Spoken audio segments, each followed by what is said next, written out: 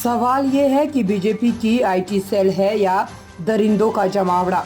महिलाओं के खिलाफ होने वाले अपराध में हर बार आरोपी बीजेपी का नेता ही क्यों होता है? बीजेपी के पदाधिकारियों पर गंभीर आरोप लगे हैं, लेकिन पूरी बीजेपी चुप है। ऐसे आरोपों पर खामोशी का सच क्या है? आखिर इस पदाधिकारी को क्यों और किसके कहने पर बचाया जा रहा है? नरेंद्र मोदी किस मुंह से महिला संरक्षण की बात करते हैं जब वह हमेशा संरक्षण आरोपी को देते हैं? मैं जानना चाहती हूं, बीजेपी की आईटी सेल है या दरिंदों का जमावड़ा है? आपको याद होगा उत्तर प्रदेश के आईआईटी बीएचयू का वो गैंग रेप कांड, जिसमें सक्षम पटेल, कुणाल पांडे, आनंद चौहान जैसे लोगों का नाम आया था। ये सब शीर्ष नेतृत्व ही नहीं, प्रधानमंत्री मोदी के बड़े करीबी लोग। लेकिन ये बीजेपी की आईटी सेल के संयोजक, सह संयोजक और उसके सदस्य थे। तो दरिंदों का जमावड़ा है क्या बीजेपी की आईटी सेल? आज सवाल इस बात का है। आज सवाल इस बात का है कि बीजेपी की आईटी सेल में कैसे लोग हैं भाई? एक ध्रुव सक्सेना था, आईएसआई की मुखबिरी करते हुए पकड़ा गया था। हिंदुस्तान में मुखबिरी करता था आईएसआई के लिए। ये किन दरिंदों से, किन लोगों से भरा हुआ है बीजेपी की फेक न्यूज फैक्ट्री, बीजेपी की आईटी सेल?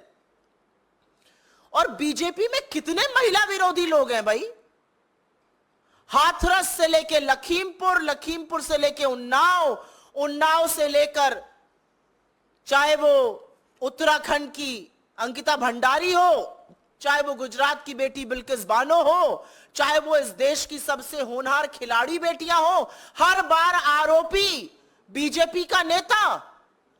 कभी कुलदीप सेंगर, तो कभी चिन्मय आनंद, तो कभी ब्रजभूषण, तो कभी अंकिता भंडारी का हत्यारा, जिसके पिता बीजेपी के नेता है।